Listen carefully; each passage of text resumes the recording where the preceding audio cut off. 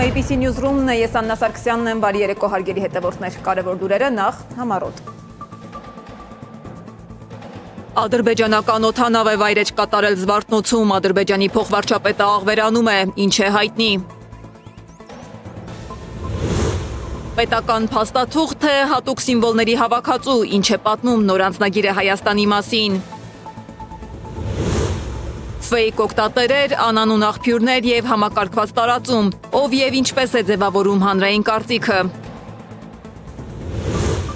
Կկարողանան հայկական նոր մուլտֆիլմերը գրավել մեր երեխաներին, որոնք մեծանում են օտար բովանդակությամբ, ով է այսօր ձևավորում հայկական մուլտերի շուկան և ինչ նպատակով։ Թրամփը հանձնարարել է պատրաստվել Իրանի երկարատև շրջափակմանը, ինչ է կատարվում Միացյալ Նահանգներ Իրան ճակատում։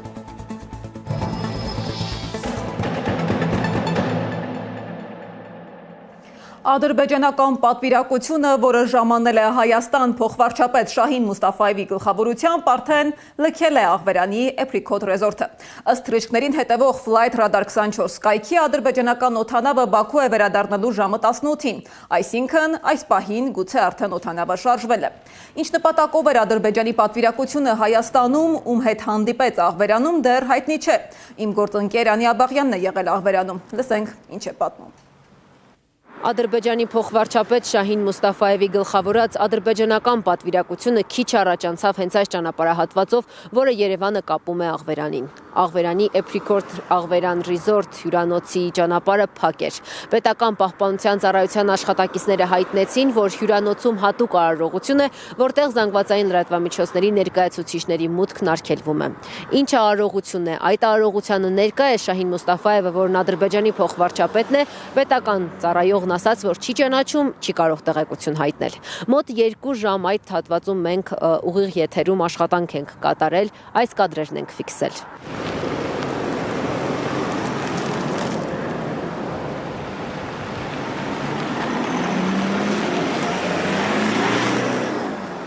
Առավոտյան արտաքին գործերի նախարարությունից մեծ զրույցում հաստատել էին, որ Շահին Մուստաֆայևը Երևանում է եւ նա գլխավորում է ադրբեջանական պատվիրակությանը։ Այլ մանրամասներ չեն հայտնել, թե ինչ օրակարգով են նրանք Հայաստան եկել։ Իդեպ Շահին Մուստաֆայևը բացի Ադրբեջանի փոխվարչապետը լինելուց նաև Հայաստանի եւ Ադրբեջանի սահմանների սահմանազատման եւ սահմանագծման հանձնաժողովի նախագահն է։ Եվ վերջին հանդիպման ժամանակ, որը նոյեմբերին էր, կողմերը պայմանավորվել էին հաջորդ հանդիպումը Հայաստանում իրականացնել։ Թե օրակարգում սահմանազատման հարցն էր, չենք կարող նշել։ Իդեպ Մուստաֆայևի այցի ֆոնին Կոտայքի մարզի երկինքը հսկում էին կործանիչներ ու ռազմական ուղղաթիռներ։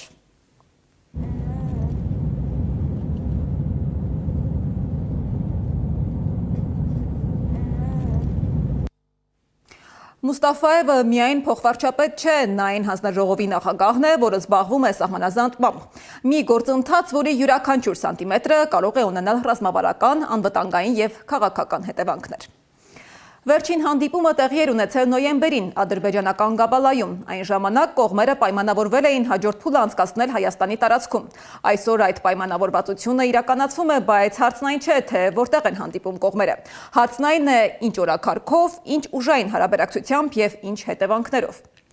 Բայց մինչ պաշտոնական հայտարարություններն ու փակ դռների հետևում ընթացող բանակցությունները, կարևոր է հասկանալ, ով է այն մարդը, որը այսօր ներկայացնում է Ադրբեջանը այս գործընթացում։ Շահին Մուստաֆայևը միայն պաշտոնյա չէ, որը ղեկավարում է սահմանազատման հանձնաժողովը։ Նրա կենսագրության մեջ կա մի շերտ, որը հաճախ դուրս է մնում քաղաքական վերնագրերից։ Մոտ 2 տարի առաջ ABC մեդիան անդրադարձել էր Մուստաֆայևի անցյալին, փորձելով դուրս գալ պաշտոնական դիմանկարի սահմաններից։ Զրուցել նրա հայերենի ուսուցչուհու դասընկերների հետ, ուսումնասիրել նրա ձեռագիրը ու անգամ Հայաստանի մասին գրած շարադրությունը։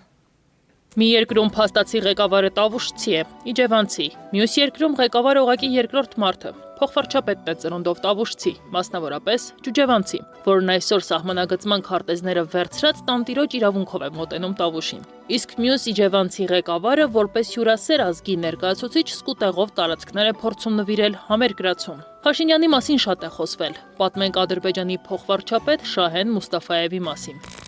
Ջուջևանի միջնակարգ դպրոցն է, այստեղ է սովորել Ադրբեջանի փոխվարչապետ Շահին Մուստաֆաևը։ 8-ամյա կրթություն է ստացել, ապա տեղափոխվել նոյեմբերյան, ավարտել դպրոցը, իսկ հետագայում սովորել Երևանում տնտեսագիտական համալսարանում։ Այստեղ ուսուցչուհին պատմում է, որ Շահին Մուստաֆաևը հայերեն սովորել է շատ լավ, իսկ հետո գնացել Բաքու, իսկ հիմա փորձում է վերադառնալ տանտիրոջ կարգավիճակով, սահմաններ են գծում ի օգուտ Ադրբեջանի։ Ադրբեջանի փոխվարչապետ Շահեն Մուստաֆաևը ծնունդով ջուջևանցի է, ունի 3 քույր, որոնց հետ սովորել է հենց այս դպրոցում։ Յուլնարան 8-րդ դասարանում քննության նախապատրաստվելիս գրատախտակի վրա նախադասություն թելադրեցի եւ Հայաստան բառը մեջ կար ու նա գրեց փոքրատառ։ Այն դեպքում, երբ Յուլնարան հիանալի աշակերտուհի էր, լավ սովորող աշակերտուհի էր եւ հնարավոր չէր, որ նա չիմանա, որ Հայաստանը երկրի անուն է։ Ես հարցրի, ասի Յուլնարան, սխալ չունես գրատախտակին, թե Նոր էին սովորում հայոց ցեղասպանության մասին դասը։ Գյուղի մեկ այլ աշակերտ Հասմիկը թուրքյան փոքրատառով էր գրել։ Սա վիրավորել էր Մուստաֆաևի քրոջը, Գյուլնարային։ Ես ասացի Գյուլնարա, ես գիտեի, թե ադրբեջանցի ես դու, թուրք ես եղել, դու, ասացի Գյուլնարա, այն աղբյուրը, որտեղի ջուր ես խոհում, մի պղտոր է, չի կարելի։ Ի տարբերություն քույրերի, որոնք մանկուց ընդգծել են իրենց հակահայ վերաբերմունքը, Շահեն Մուստաֆաևն ավելի զուսպ է եղել, գուցե նաև դիվանագետ։ Դպրոցական տետրում գրված շարադրություններն էլ են խոսում այդ մասին։ Հայրենիքիս յուրաքանչյուր թիզ հողը ողողված է անմեղ մանուկների, ծերերի արյամբ, բայց հայ ժողովուրդը ամեն անգամ նվաճողներին դեմ է տալիս իր կուրվահանը, պաշտպանվում, կենաց ու մահու պայքար է մղում եւ ի վերջո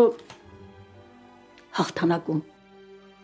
դա Աստված։ Ընտանիքի մայրն իր վրա է վերցրել երեխաներին որպես հայրենասեր ադրբեջանցի մեծացնելու պատասխանատվությունը։ Քույրերն ավելի կտրուկ են վերաբերել հային ու Հայաստանին։ Մուստաֆաևը կարողացել է զսպել էմոցիաները, մտածել, իշը Ադրբեջանի ու լռել։ Նա կանգնեց իր ժողովրդի թիկունքում, ասում եմ, մեզնից յուրաքանչյուրը պետք է իր ազգի համար այդպեսին նվիրյալ լինի, ինչպեսին որ նա իր ազգի համար։ Մուստաֆաևը դպրոցն ավարտել է նոյեմբերյանում, ոսկե մեդալով, գիտելիքների հսկա պաշարով, հատկապես հայագիտության վերաբերյալ, բայց հայասեր լինելու վերաբերյալ խոսք անգամ լինել չի կարող։ Չեմ կարծում, որ հայասեր, որովհետև տեսնում եք ինչ է տեղի ունենում, ես հույս չունեմ, որ նա հոգուտ մեզ որևէ բան անի։ Այդ առումով եմ ասում։ Հոգուտ մեզ նա որևէ բան անի,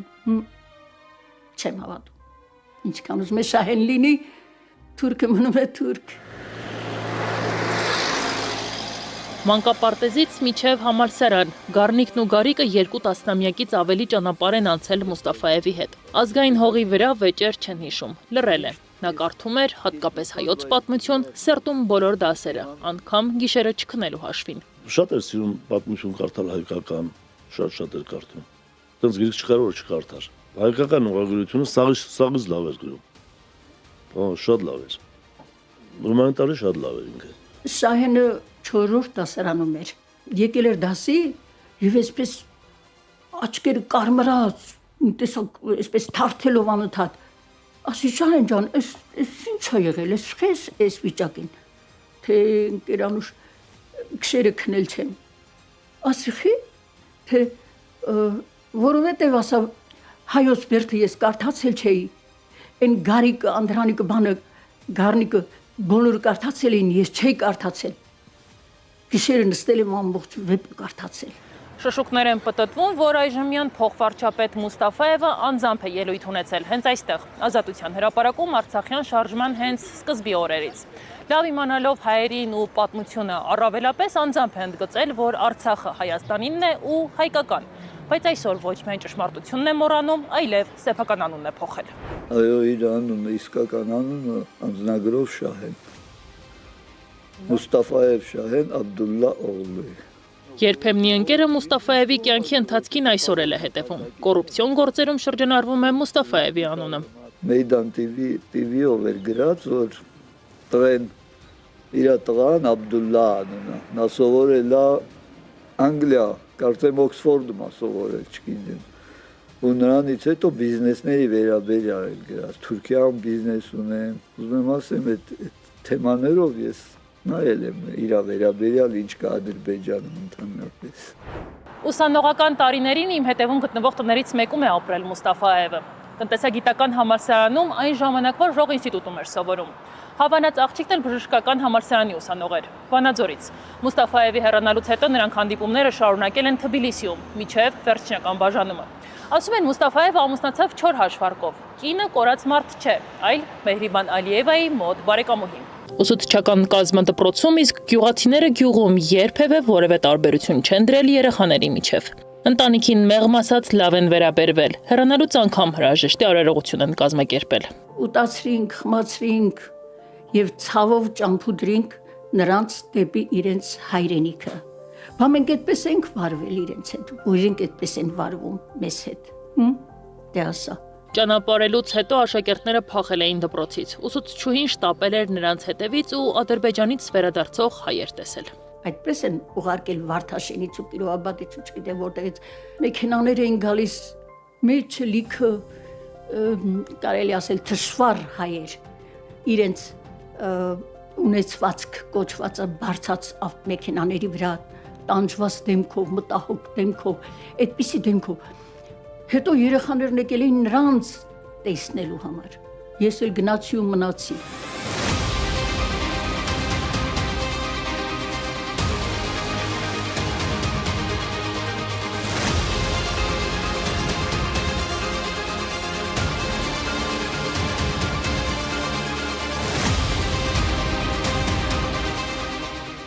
Իսկ Մուստաֆայևի ընտանիքն անգամ այստեղ գյուղում հասցրել է տունը վաճառել։ Վերջ անգամ ես հանդիպել եմ 90 թվականի հունիսի 6-ներ, 8-ներ, չգիտեմ տենց։ Ինք եկել էր, որ իրանց այն ժամանակ տան համար փող էին վճարում։ Բանից, գործկողմից։ Եկել էր, որ փողերը տանի, կարծեմ 30 քանի հազար ռուբլեր, 34,000 էր, ինչ էր տենց մի թիվեր, точно չեմ կարող հիշեմ։ Եկել էր, որ տանի, ստեղից մի քիչ ներքևի բանում պատահական հանդիպեցինք, ես մեքենայով ինքն իր մեքենա, պատահական հանդիպեցինք։ Այդտենց ողջագրվեցինք, դա բնականա ճանապարհեցինք տենց։ Դրանց ոչ չեմ տեսել։ Երբեմնի լուռ ու չխոսկան Մուստաֆայևին երբեք չէին էլ կարող պատկերացնել պետական ապարատում, բայց նա այսօր եկել է Հայաստանի սահման ու սահմանագծում է անում տանտիրոջ իրավունքով։ Տենում եմ դե տարբեր երկրների ա գնամ, օրինակ մեկ իմ մեջ ասում եմ, տես ուր հասավ շահենա, մենք էլ ես նույն վիճակից։ Օրինակ հավատական Կարնիկը Բաբաջանյան, Իսրելյան Անդրանիկը, ես Սաղ նույն ձևի սովորել ենք, սաղ ավարտել ենք,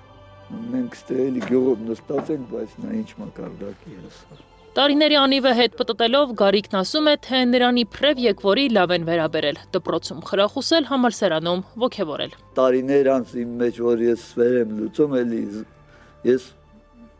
գտնում եմ, որ իրա նկատմամբ վերաբերմունքը մի քիչ ավելի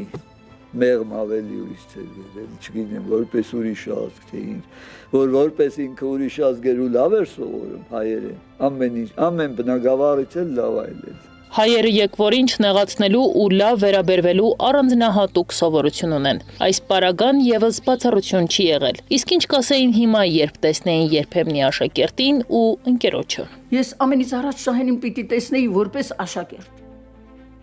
Այդպես պետք է տեսնեի եւ երևի սիրով մոտենայի իրան։ Բայց եթե տեսնեի նրա աչքերի մեջ թշնամին է խոսում, գուցե հարկ լիներ ես, գուցե եւ մորթեի իրեն։ Եթե թշնամի ենք։ Նանե Հայրապետյան, Էդիկ Մալաքյան, Արման Ղարիբյան, Կարեն Թադևոսյան, ABC Media։ Մինչ սահմանազատման սեղանի շուրջ քննարկվում են քարտեզներ, զուգահեռ կա մի իրականություն, որտեղ մարդիկ պարզապես դուրս են մնացել այդ քարտեզներից։ Ադրբեջանում պահվող հայ գերիների հարցը շարունակում է մնալ ոչ թե հումանիտար, այլ քաղաքական գործիք։ Ադրբեջանում բանտարկված 7 հայ պատանների ընտանիքներին ներկայացնող միջազգային փաստաբանները պաշտոնական դիմում են ներկայացրել ՄԱԿ-ի կամայական ազատազրկման հարցերի աշխատանքային խմբին, պահանջելով նրանց անհապաղ եւ անվերապահ ազատ արձակումը։ Արցախի միությունը հայտնել է, որ ապրիլի 24-ին հայոց ցեղասպանության զոհերի հիշատակի օրը ներկայացված դիմումը պահանջում է չեղյալ հայտարարել այդ անձանց նկատմամբ կայացված դատավճիռները, պնդելով, որ դրանք միջազգային իրավունքի կոպտագույն խախտումների հետևանք են եւ ունեն կամայական բնույթ։ Դիմումը պահանջում է ՄԱԿ-ի կամայական ազատազրկման հարցերով աշխատանքային խմբից տալ պաշտոնական եզրակացություն, որով պատանդներին ազատությունից զրկելը կճանաչվի կամայական, կոչ անել նրանց անհապաղ ազատ արձակել եւ պահանջել փոխհատուցում ազատությունից տևական ու անօրինական զրկելու պատճառած վնասի համար, պահանջել հնարավորություն։ Աշխատանքային խմբի ներկայացուցիչների համար այցելելու Բաքվի բանտում գտնվող հայ պատանդներին մինչև նրանց ազատ արձակումը։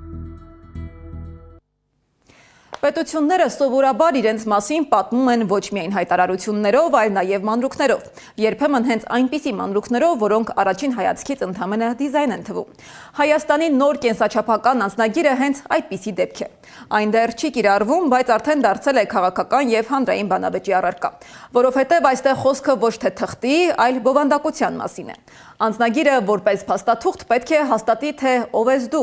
բայց երբ դրա էջերում հայտնվում են պատմական պատկերներ, խորհրդանիշներ, հղումներ անցյալին, հարցը փոխվում է։ Ոչ թե ով ես դու, այլ ով ես ուզում երևալ։ Եվ հենց այստեղ է առաջանում հիմնական լարումը, ինչ է փորձում ասել պետությունը իր նոր անձնագրով։ Ինչ պատմություն է այն ընտրում ընդգծել եւ թերևս ամենակարևորը, ինչ է այն լրացնում։ Քննադատությունները պատահական չեն, դրանք վերաբերում են ոչ միայն գեղագիտական ընտրությանը, այլ նաև քաղաքական յենտատեքստի, որովհետև ազգային ինքնության պաշտոնական տարբերակը, երբ ձևակերպվում է պետական փաստաթղթում, այն դադարում է լինել քննարկման թեմա եւ դառնում է հաստատված նարատիվ։ Բայց այդ նարատիվն արդյոք համընկնում է հանրային ընկալումների հետ։ Սա արդեն ավելի լայն հարց է, քան անձնագրի դիզայնը։ Օրինակ, ինչպես է պետությունը վերաձևակերպում ինքն իրեն, ինչ է ընդգծում, ինչ է շրջանցում եւ ինչ ուղերձ է փոխանցում թե իր քաղաքացիներին, թե արտաքին աշխարհին։ Որովհետեւ այս դեպքում անձնագիրը պարզապես նույնականացման միջոց չէ, այն նաեւ հայտարարություն է, եւ այդ հայտարարությունը, ինչպես տեսնում ենք, ընթերցվում է տարբեր կերպ։ Ողբամս քեզ հայոց աշխարհ կասեր մեր պատմահայրը, որ թագավորը նույնիսկ մանուկ էլ չէ։ Հայաստանի Հանրապետության նոր կենսաչափական անձնագիրն իրականում անձնագիր է, նկարչական տետր, թե նախընտրական քարոզարշավի թռուցիկ։ Մասնագետները դժվարանում են միանշանակ գնահատական տալ պատմական տարբեր պատառիկներ ներառող այս փաստաթղթին։ Անձնագիրը դարձրել են իրենց ասելով, իրենք էլ ասում են, մեր պատմամշակութային ժառանգության կարծես ալբոմ,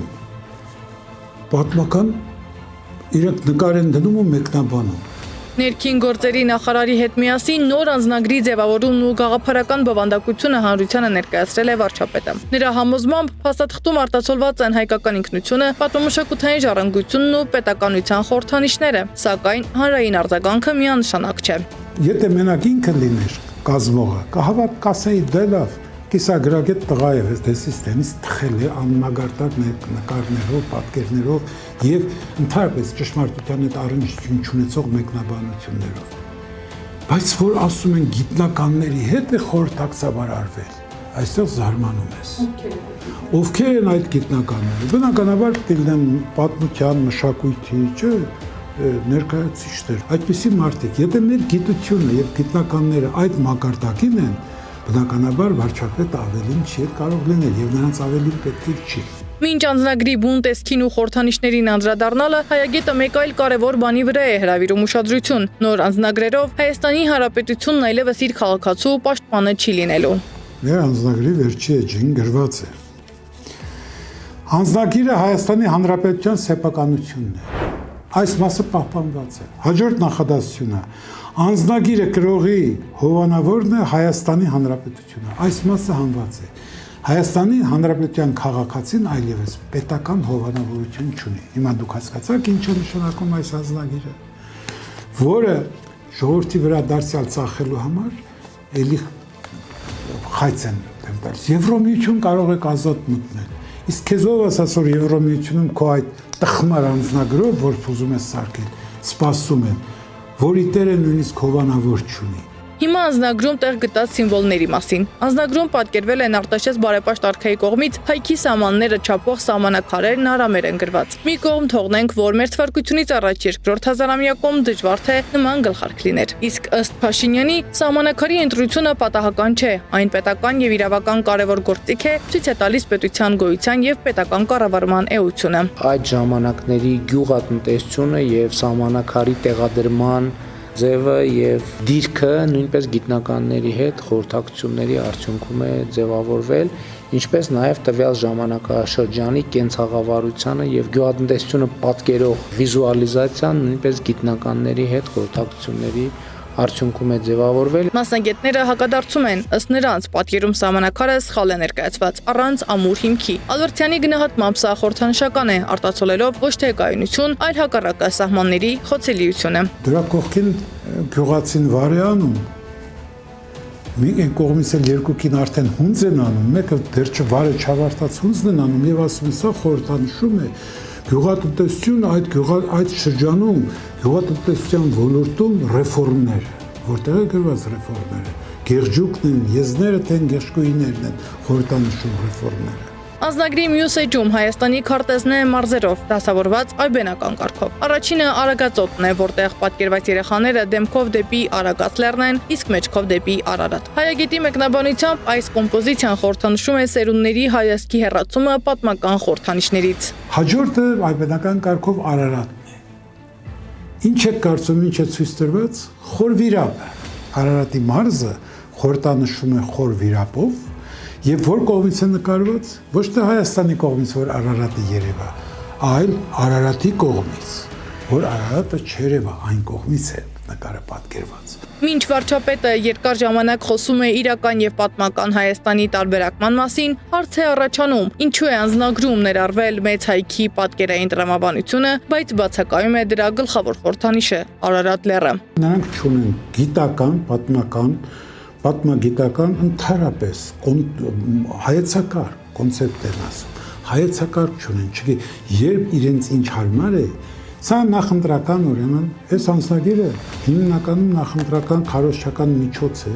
ցույց տալու թե ինչքան հայրենասեր տղա է, եւ ամբողջ հայոց պատմությունը, հայ ժողովրդի երազանքներն ու նպատակները, դրանք փոխանակասի սահմանադրության եւ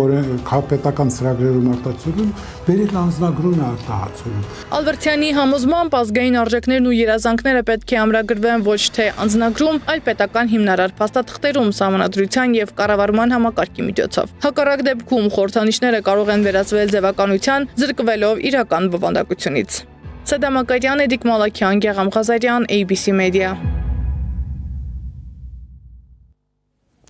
Եվ դարձյալ օրակարգ է վերադառնում Հայաստան-Թուրքիա երկաթուղային կապի հարցը իր բոլոր բացարձերով, հակասություններով եւ պատմական հնարավորությունների մասին ձևակերպումներով։ Բայց որքան բարձր են հայտարարությունները, այնքան ավելի տեսանելի է դառնում մի պարզ բան։ Բուն բովանդակությունը շարունակում է մնալ մշուշոտ, որովհետեւ այս պատմության մեջ առանցքայինը ոչ թե այն է կապը կբացվի, թե ոչ, այլ ինչ տրամաբանությամբ այն բացվում, ում շահերի շրջանակում եւ ինչ գնի դիմաց։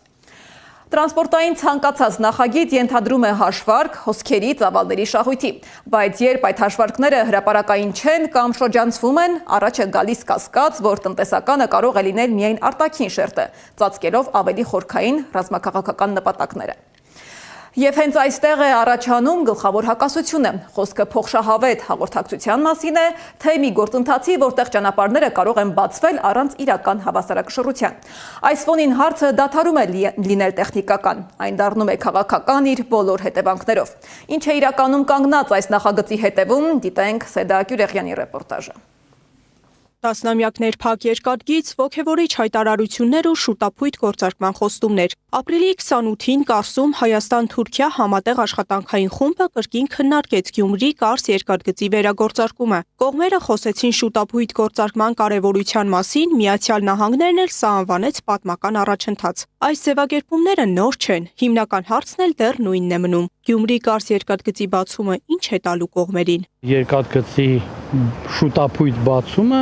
ինքնըստինքյան ոչինչ չի նշանակում, որովհետև պետք է սպասել բուն փաստի իրականացմանը։ Միշտ ականատես են եղել նման ոգեշունչ, բոցավառնչող խոսքերի, ողջույնների, շնորհավորանքների, բայց կարևորը իրադարձությունն է։ Արդյոք կլինի դա թե ոչ։ Իսկ լինելու դեպքում հայկական կողմը արդյոք դուրս չի մղվում խաղից։ Արտակարգ եւ լիազոր դեսպանի խոսքով երկաթգծի գործարկման դեպքում նպատակը բեռների փոխադրումը պետք է լինի։ Բաքվից դեպի Գյումրի տարբերակն էլ ընդամենը 600 կիլոմետր։ Զգալիորեն ավելի կարճ է՝ ի տարբերություն 800 կիլոմետրանոց Բաքու-Թբիլիսի կառսի։ Լավ է հնչում, բայց վերջին տարիներին բանակցությունների ընթացքում ոչ մի անգամ չի քննարկվել Բաքվից Գյումրի հասնելու տարբերակը։ Բաքվից դեպի Ղարս ամենակարճ ճանապարհը անցնում է Բաքու, Ղազախ, Իջևան, Դիլիջան, Վանաձոր, Գյումրի խաղ։ Դա 600 կիլոմետր է։ Բայց դրա մասին ոչ ոք չի խոսում։ Իշխանությունները դրա մասին չեն խոսում երբևէ։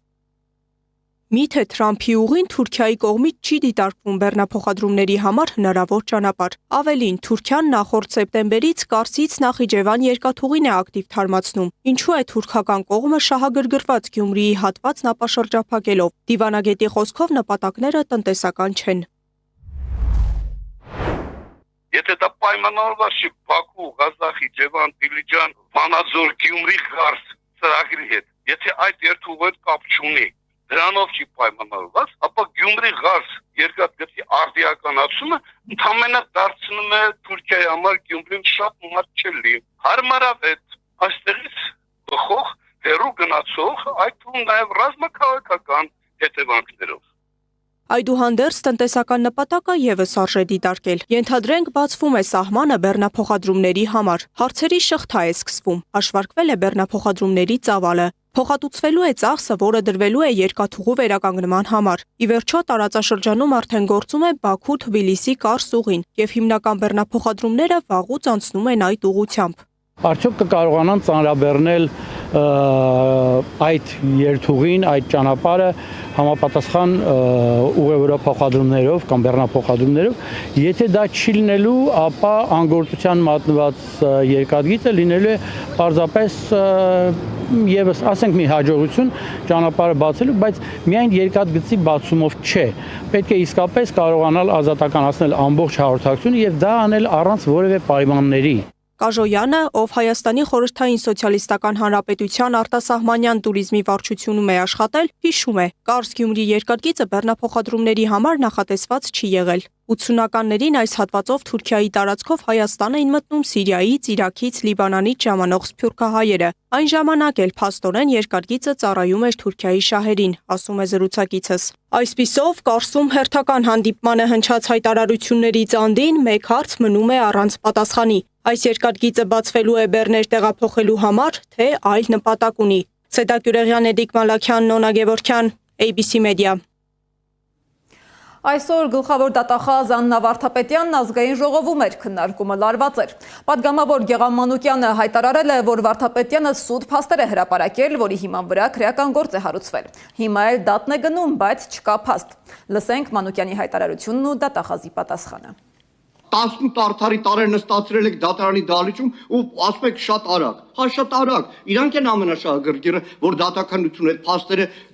մեջտեղ գան, որտեղ կպարզվի, որ քննչական մարմինները կեղծիք են արել, տոտալ գաղտնը լսել են, մոնտաժել են, հազարավոր ժամեր մոնտաժած, բերել դուք էլ ազգային ժողովի ամբիոնից ԿՊ-ին համոզել եք, որ Սարգսյան Արտուրին պետքա կալանավորել, որովհետև Սարգսյան Արտուրը ինչ որ երկաթի աստղիկներով որոշել է անիվները ծակել, որը պարզվում որ սուտ է,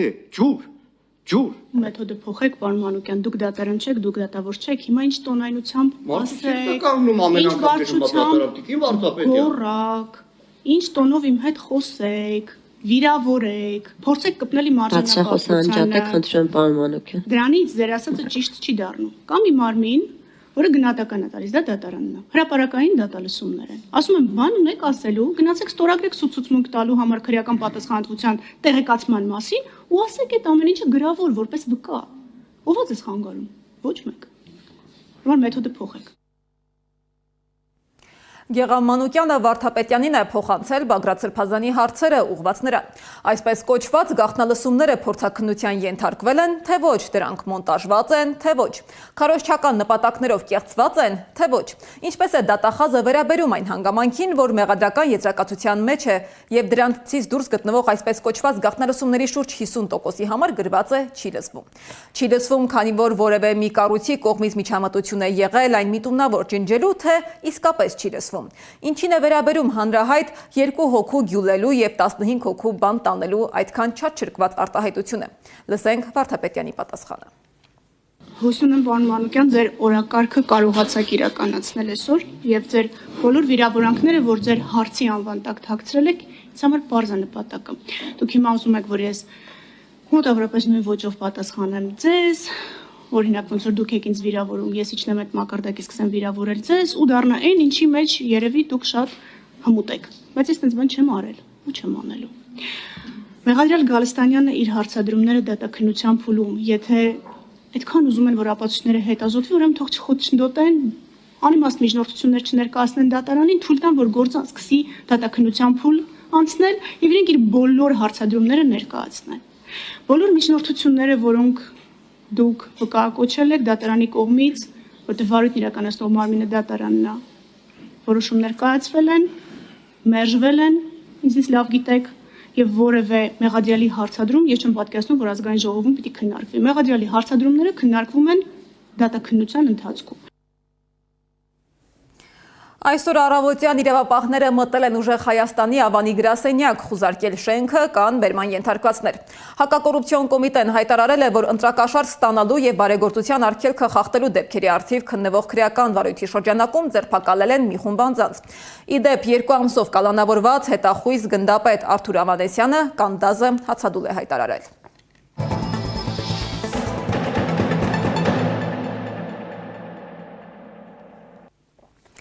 Տեղեկատվական դաշտը վաղուց այլևս պարզապես լուրերի փոխանցման հարթակ չէ։ Այն դարձել է ազդեցության տարածք, որտեղ յուրաքանչյուր հրապարակում կարող է ձևավորել վերաբերմունք, դիրքորոշում եւ ի վերջո որոշում։ Վերջին տարիներին ավելի հաճախ են քննարկվում մեխանիզմներ, որոնց միջոցով հանրային կարծիքը ոչ թե ձևավորվում է բնական ճանապարհով, այլ կառուցվում տեխնոլոգիական ու մեդիա գործիքների համադրությամբ։ Այս գործընթացը շատերը բնութագրում են որպես հիբրիդային տեղեկատվական պատերազմ։ Բայց եթե դասական պատկերացմամբ տեղեկատվական պատերազմը ուղղված էր արտաքին թիրախների դեմ, այսօր հարց է առաջանում, ինչ է տեղի ունենում, երբ նույն գործիքները կիրառվում են ներքին դաշտում։ Ով է վերահսկում այս հոսքերը եւ ինչ ազդեցություն ունեն դրանք հասարակական միջավայրի վրա, Անահիտ Սարգսյանն է պատմում։ Տեղեկատվական պատերազմն այսօր արդեն ներքաղաքական կյանքի առանցքային գործիք է։ Այն գործում է հիբրիդային մեթոդներով, համադրելով մեդիան, տեխնոլոգիական եւ քարոզչական գործիքներ։ Media News, Ararat News, Armenia News կայքերը հաճախ բերվում են որպես օրինակ, թե ինչպես կարելի է հանրային կարծիք ներկայացնել, հղում անելով ֆեյք օգտատերերի գրառումներին։ Վերահրապարակվում են սովորական քաղաքացիների կարծիքներ առանց նույնականացման եւ աղբյուրի հստակության։ Քաղաքական վերլուծաբան Հակոբ Բադալյանը այս ամենը դիտարկում է տեղեկատվական պատերազմի համատեքստում, ընդգծելով դրա հիբրիդային բնույթը։ Բոլոր պարագաներում։ Այն հիբրիդային գրողները, որոնք որպես քարոզչական առանցք խաղարկում է իշխանությունը, ներկայացնելով թե իբր դրանք կազմակերպվում են Ռուսաստանից, իհարկե անկասկած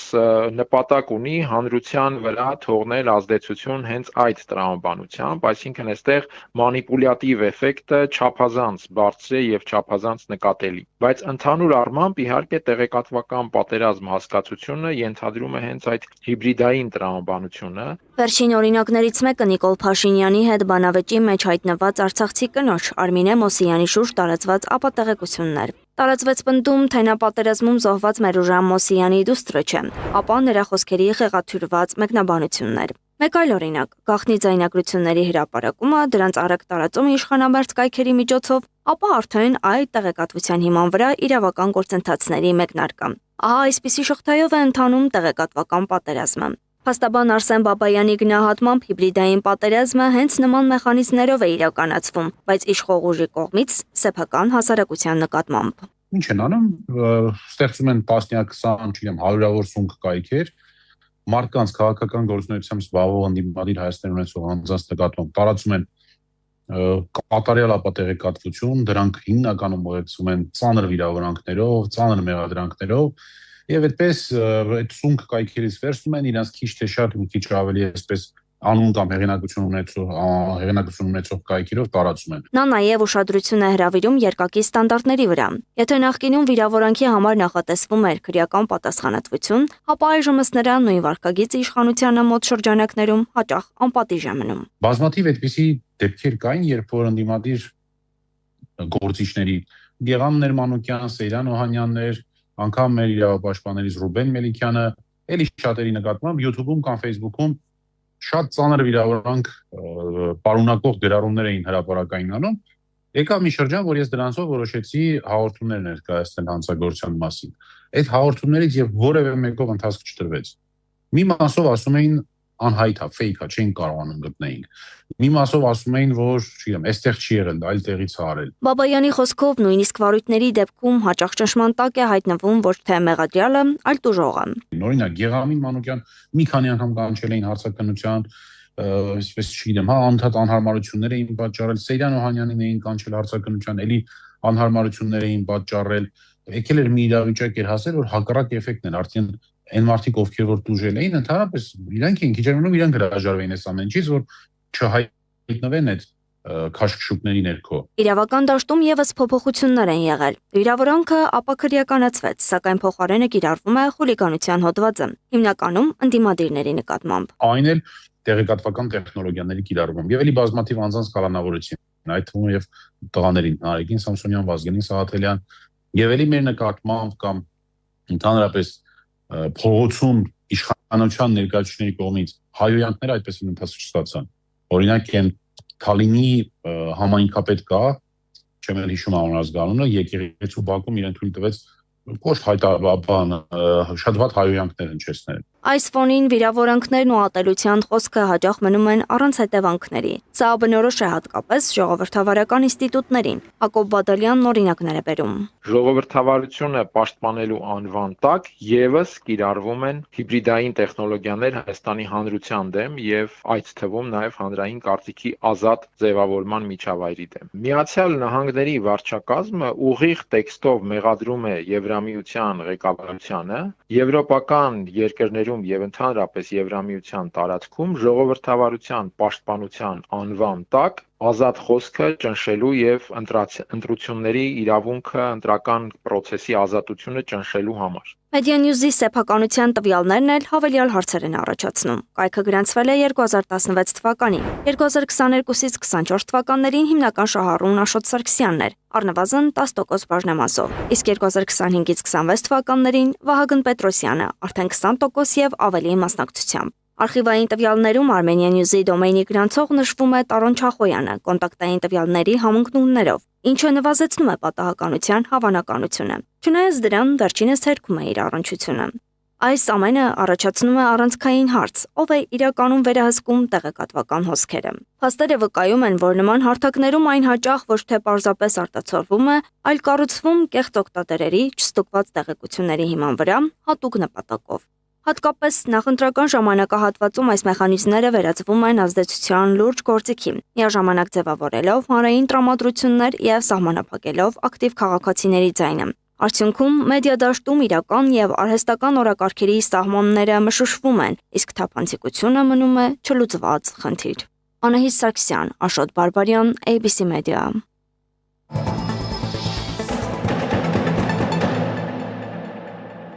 Տեղափոխվենք աշխարհ։ Տասնամյակներ շարունակ համաշխարհային էներգետիկ համակարգը կառուցված էր հստակ կանոնների վրա։ Նավթը որպես տնտեսական ուժ, անվտանգությունը որպես քաղաքական պայմանավորվածություն։ Այս հավասարակշռությունը կարծես անսասան էր, սակայն այսօր այդ համակարգը սկսում է ճաքել ներսից։ Մերձավոր Արևելքում ձևավորվում է նոր տրամաբանություն, որտեղ նավթ արտադրող երկրները վերանայում են ոչ միայն իրենց տնտեսական ռազմավարությունը, այլ նաև անվտանգային կախվածությունը։ Արդյոք ականատես ենք նավթային աշխարհի նոր վերաձևման, որտեղ նախկին դաշինքները այլևս չեն երաշխավորում նույն ազդեցությունը, դիտենք տեսանյութը։ Տասնամյակներով կառուցված տնտեսական հեղինակությունը, միջազգային վարկային վստահությունը եւ Պարսից ծոցի ամենազգայուն կետերից մեկի Հորմուզի նեղուցի շուրջ ձևավորված ռազմավարական հաշվեկշիռը վերջին ամիսներին հայտնվել են լուրջ հարվածի տակ։ Տարածաշրջանային լարվածության, հատկապես Իրանի գործողությունների հետևանքով Արաբական Միացյալ Էմիրությունները ոչ միայն ֆինանսական վնասներ են կրել, այլ նաեւ կասկածի տակ է հայտնվել տարիներով ձևավորված անվտանգության եւ տնտեսության կայունության մոդելը։ Նավթի համաշխարհային առևտրի գլխավոր զարկերակներից մեկը Հորմուզի նեղուցի հնարավոր փակումը շուկան կանգնեցրել է նոր ցնցումների առջև, ստիպելով էմիրություններին վերանայել իրենց դերը ոչ միայն տարածաշրջանում, այլև համաշխարհային էներգետիկ քաղաքականության մեջ։ Աբու Դաբին աստիճանաբար փորձում է հրաժարվել այն մոդելից, որտեղ նավթի արտադրության ծավալները, արտահանման սահմանափակումները եւ գների քաղաքականությունը որոշվում են բազմակողմ ճնշումների ներքո։ Էմիրությունների համար սա պարզապես տնտեսական որոշում չէ, այլ ինքնիշխանության հարց։ Տարիներ շարունակ լինելով գլոբալ էներգետիկ համակարգի առանցքային դերակատարներից մեկը, այժմ ձգտում է ոչ թե հետևել սահմանված կանոններին, այլ մասնակցել դրանց ձևավորմանը։ Էներգետիկ անվտանգության փորձագետ Արմեն Մանվելյանի գնահատմամբ Արաբական Միացյալ Էմիրությունների հնարավոր ավելի ինքնուրույն վարքագիծը OPEC-ից կամ OPEC+ ձևաչափից դուրս պետք է դիտարկել ոչ թե պարզապես որպես անկախանալու քայլ, այլ նավթի գնագոյացման գլոբալ պայքարի համատեքստում։ Գները նավթի ձևավորումը հիմնականում Լոնդոնի եւ Նյու Յորքի բիրժա են, եւ դա դուրս է արաբների վերահսկողությունից, այսինքն այս նպատակները վերահսկողության վրա, այդ գործընթացի վրա ինչ որ ձևով ազդել։ Հիմա Միացյալ Նահանգները տարիներ շարունակ, եթե ոչ տասնամյակներ, մի ձգտել է քանդել OPEC-ը, որտեղ ինքը նույնիսկ տարիներ առաջ հատուկ օրենք ընդունեցին, կոչվում էր անտի-OPEC։ Աբու Դաբիի որոշումը շատ փորձագետներ դիտարկում են որպես Էմիրությունների պատմության ամենակարևոր ինքնիշխան քայլերից մեկը, երբ պետությունը հրաժարվում է արտաքին թելադրանքից եւ ընտրում սեփական ռազմավարական ուղին։ Նպատակը պարզ է՝ նավթի գինը, արտահանման ծավալները եւ շուկայական քաղաքականությունը որոշել ազգային շահերից ելնելով։ Արաբական Միացյալ Էմիրությունները դուրս գալ OPEC-ից, ինչ որ առումով ձեռք է տալիս հենց Միացյալ Նահանգների, որովհետեւ սա նշանակում է, որ նավթի արդյունահանումը այլևս քվոտավորված չի լինի, գոնե էմիրությունների հետ կապված, ինչը նշանակում է նաև փորձել նավթի գները արաբական երկրների համար ընդունելի միջին կամ միջինից բարձր տալ, ասեն էլ ավելի դժվար կա։ Սակայն OPEC-ի ճգնաժամը չի սկսվել Իրանի հետ վերջին լարվածությունից հետո, դեռ ամիսներ առաջ կազմակերպությունը կանգնել էր ներքին լուրջ խնդիրների առջև։ Վենեսուելայի շուրջ զարգացումները, Նիկոլաս Մադուրոյի շուրջ միջազգային ճնշումները եւ ներքին անկայունությունը հարվածեցին կազմակերպության ամենահին եւ խորհրդանշական անդամներից մեկին։ Որպես OPEC-ի հիմնադիր երկրներից մեկը, Վենեսուելայի թուլացումը նաեւ քաղաքական հարված էր ամբողջ կառույցին։ OPEC-ը փորձում է միշտ քվոտավորել նավթի արդյունահանումը, որտեղ շատ նավթի արդյունահանումը միշտ բերում է նավթի գների անկմանը, որը շատ դեպքերում արդարացված չի OPEC-ի տեսակետից։ Հետևաբար հիմնական խնդիրն է, որ այդ քվոտավորումները միշտ չէ որ պահում են, կամ միշտ չէ որ դա աշխատում է։ Միաժամանակ խնդիրներ կային նաև այլ անդամ պետություններում՝ Լիբիայի անկայունությունը, Իրաքի ներքին ճգնաժամերը, Իրանի նկատմամբ ճնշումները, Նիգերիայի արտադրական խնդիրները։ Այս ամենը միասին աստիճանաբար թուլացնում էին այն միությունը, որը տարիներ շարունակ վերահսկում էր համաշխարհային նավթային շուկայի ռիթմը։ Վերջին 4 ամիսները փաստացի ցույց տվեցին, որ OPEC-ը կանգնած է ոչ միայն տնտեսական, այլև ինստիտուցիոնալ ճգնաժամի առջև։ Փորձագետի խոսքով հիմնական խնդիրը միշտ եղել է արդյունահանման քվոտաների պահպանումը, երբ անդամ երկրները չեն հետևում այդ սահմանափակումներին, ամբողջ կառույցի ազդեցությունը նվազում է։ Չպահպանելու հիմնական պատճառը այդ երկրների նկատմամբ հատկապես ամերիկյան ազդեցությունն էր, որը միշտ պայքարել է OPEC-ի դեմ որպես կառույց։ Սոցիալարաբական երկրների համար նավթը երբեք միայն տնտեսական ռեսուրս չի եղել, այն միշտ փոխկապակցված է եղել անվտանգության համակարգի հետ, որի առանցքում տասնամյակներ շարունակ եղել են Ամերիկայի երաշխիքները։ Փոխադարձ պայմանավորվածությունը պարզ էր՝ էներգետիկ կայունություն անվտանգության դիմաց։ Այդ երաշխիքները վաղուց արդեն չկան, իսկ վերջին պատերազմը Իրանի հետ ընդհանրապես, ասեմ, վերջին մեխն էին, այդ իրենց դագաղի, որ գիտեք ժամանակին կար կնքված պայմանագիր, որ ծոցի երկրները նավթ վաճառում են միայն դոլարով։ Հիմա Չինաստանի ակտիվությունը բերել է նրան եւ նաեւ BRICS անդամ երկրները, որոնք սկսել են նաեւ նավթը գնել ոչ դոլարով, այլ սեփական արժույթով։ Սակայն վերջին պատերազմը ցույց տվեց, որ այդ համակարգում առաջացել են լուրջ կասկածներ։ Արաբական մի շարք երկրներում աճել է թերահավատությունը։ Արդյոք Վաշինգտոնը նույն չափով պատրաստ է պաշտպանել իր ավանդական գործընկերներին, որքան նախկինում։ Այս ֆոնին էմիրությունների նավթային անկախության ձգտումը միայն տնտեսական հաշվարկ չէ, այն նաև անվտանգային դիվերսիֆիկացիայի փորձ է։ Խոսքը Միացյալ Նահանգների անվտանգության հովանոցից դուրս գալու մասին չէ, այլ ավելի չեզոք եւ բազմակողմ դիրքավորման, երբ պետությունը փորձում է չկապել իր գոյաբանական անվտանգությունը միայն մեկ կենտրոնի հետ։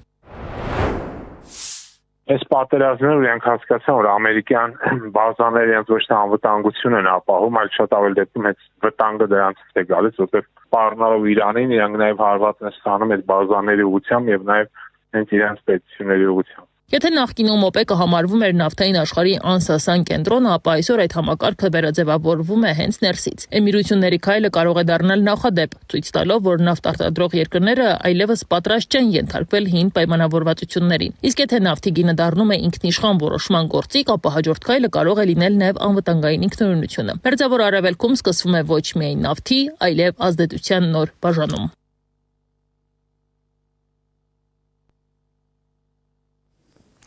ԱՄՆ նախագահ Դոնալդ Թրամփը նախազգուշացրել է, որ Իրանը հնարավորինս շուտ խելքի գա։ Իրանը չի կարողանում կարգավորել իր գործերը, նրանք չգիտեն, թե ինչպես ստորագրել ոչ միջուկային համաձայնագիր, գրել է Միացյալ Նահանգների նախագահը։ Հրապարակմանը կից ԱՄՆ նախագահը տեղադրել է իր պատկերազարդումը արհեստական բանականությամբ գեներացված։ Թրամփը ինքնաձիգը ձեռքին եւ հետեւյալ մակագրությամբ՝ այլևս ոչ մի պարոն բարի տղա։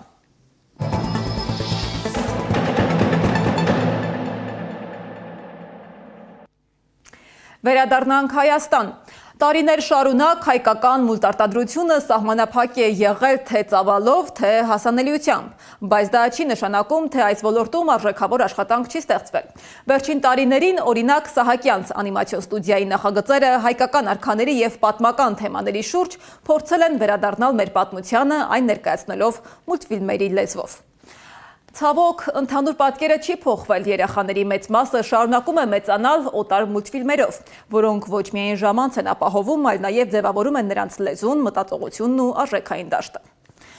Այս ֆոնին նոր փորձեր են արվում փոխելու խաղի կանոնները, ստեղծել ոչ միայն հայկական մուլտֆիլմ, այլ բովանդակություն, որը կկարողանա մրցել, գրավել եւ պահել երեխայի ուշադրությունը արդեն ձևավորված գլոբալ մուլտարտադրության պայմաններում։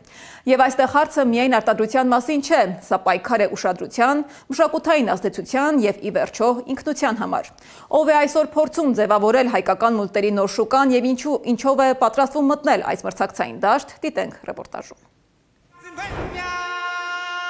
Երբ դեռ փոքր էի, ուզում էի առյուծ արքան հայկական մուլտֆիլմ լիներ։ Ես մեծացա ու բան չփոխվեց։ Առյուծ արքան մնաց նույն ամերիկյան աշխարհահռչակ մուլտֆիլմը։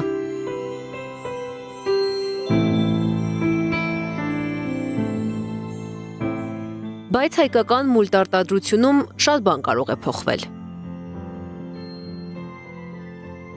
Փոքրիկները կարող են մուլտհերոսներին տեսնել Հայաստանի ամենատարբեր վայրերում, տարազներով։ Արտ TV-ը որոշել է երեխաների լեզվով խոսել մեր պատմության մասին։ Մենք ուզում ենք, որ արվեստի միջոցով փոխանցենք այն լույսը, որը մենք մեր արմատներից ենք ստանում։ Ես շատ հավատում եմ, որ այդ մեր մոտ հաջողվելու է, այդ ամենակարևորը։ 1.5 տարվա ընթացքում թիմը նախատեսում է ստեղծել 27 մուլտֆիլմ արևելահայերեն եւ արևմտահայերեն։ Նախատեսվում են նաև այլ լեզուներով տարբերակներ միջազգային շուկայում հայկական բովանդակությունը ներկայացնելու համար, ասում է Նարեկ Սարգսյանը։ Ինչ տարազներ է ունեցել Հայաստանը, որ ժամանակաշրջանում ինչ երաժշտական գործիքներ էին առավել տարածված եւ ինչու։ Այս եւ նման հարցերի պատասխանները գտնելու համար թիմը դիմել է մասնագետների օգնությանը։ Յուրաքանչյուր կերպարի վրա կատարվել է մանրակրկիտ դետալային աշխատանք։ Մենք ինչպես գիտենք, բոլոր բալիկները, որքան էլ ծնողները պայքարում են հեռախոսներից օգտվելու եւ միջազգային արտադրության մուլտֆիլմեր դիտելու դեմ, այդ թվում ես որպես մայր, բայց դա անխուսափելի է եւ մենք փորձելու ենք այսօր այս մուլտֆիլմի միջոցով հասնել երեխաներին եւ այլընտրանք առաջարկել նրանց, բայց այստեղ շատ կարեւոր է կերպարների շատ գունավոր, շատ ժամանակակից, շատ հեքիաթային տեսք ունենալը։ Արտ TV-ի հերոսները դեռ անուններ չունեն, նրանք կարող են կրել հենց քո ընտրած անունը։ Կերպարները ձևավորվում են հայկական հեքիաթների հիման վրա։ Ստեղծման գործընթացում ներգրավված են նաև հոգեբաններ, լոգոպեդներ եւ մշակութաբաններ։ Մուլտֆիլմների միջոցով ուզում ենք, որ երեխաները զգան, որ իրենք սիրված են, երեխաները սովորեն հավատալ, սովորեն երազել, որովհետև այս մոդեռն աշխարհում, երբ որ հնարավորությունները ավելի շատ են, շատ ավելի հաճախ է նկատվում երեխաների մոտ դեպրեսիան, մենակությունը։ Տաթևը խոստովանում է, իր 4 տարեկան փոքրիկին դժվարությամբ է համոզում հայկական մուլտֆիլմ դիտել։ Դրանք ավելի շատ ինձ են հետաքրքրում, ասում է նա։ Սակայն ստեղծված նոր, վառ ու ճկուն կերպարները նպատակ ունեն գրավել երեխաների ուշադրությունը եւ նրանց հասանելի լեզվով փոխանցել կարևոր արժեքներ։ Խաղերից անպայման ներկայացվելու են հոլով խաղը, հայտնի բոլոր պատմազգագրական շրջաններին, որ բալիկները խաղացել են, դա ավանդական խաղիկներից է, բայց այսօր էլ շատ կիրառություն ունի եւ շատ հետաքրքիր է այն այսօր բալիկներին ներկայացնել հենց այս ֆորմատով։ Ներկայացվել են տարբեր արհեստներ, աստեղնագործություն, գորգագործություն, խեցեգործություն, դրանք ներկայացվելու են որպես առօրյա զբաղմունքներ եւ շատ ներդաշնակ ընդհանուր ֆիլմի սցենարին չտարբերվելու համար եւ առանձնահատուկ չշեշտադրելու համար։ Մուլտֆիլմերը հասանելի կլինեն YouTube-ում, Facebook-ում, Instagram-ում, TikTok-ում եւ այլ հարթակներում բաց ու անվճար։ Մենք թիմի հետ ակտիվ աշխատանքների փուլում ենք հիմա, նաև ասեմ, շեշտեմ, որ մենք դրամահավաքի փուլում ենք, այս իդեալական, այս լուսավոր միտքը կյանքի կոչելու համար մեզ պետքա ֆինանսական աջակցություն ու մեր պրոյեկտը կա GoFundMe-ում եւ Rearmenia հարթակներում, ցանկացած մարդ կարող է աջակցել մեզ եւ դառնալ այս մեծ պատմության մի մասնիկը։ Երբ դեռ փոքր էի, առյուծ արքան թվում էր հեռու գրեթե անհասանելի մի աշխարհ։ Բայց գուցե հարցը երբեք այն չի եղել, թե մենք կունենանք մեր առյուծ արքան, այլ կարող ենք ստեղծել մի բան, որը երեխաների համար կլինի նույնքան սպասված ու հարազատ։ Այսօր փորձ է արվում ոչ թե կրկնօրինակել արդեն գոյություն ունեցողը, այլ ձևավորել սեփական աշխարհը, որտեղ հայկական պատմությունն ու մշակույթը ոչ թե դասագիրք են, այլ կենդանի պատմություն, հասանելի, ընկալելի եւ գրավիչ։ Անի Աբաղյան, Սամվել Իսրայելյան, Նոնա Գևորգյան, ABC Media։ Այս ժամի լրահոսն այսքանն է, շարունակեք հետևել մեր հրապարակումներին, վստահ եղեք, որ բաց չեք թողնի տեղական ու միջազգային ամենահրատապ նորությունները։ ABC լուրերի հաջորդ թողարկումը ժամը 21-ին է։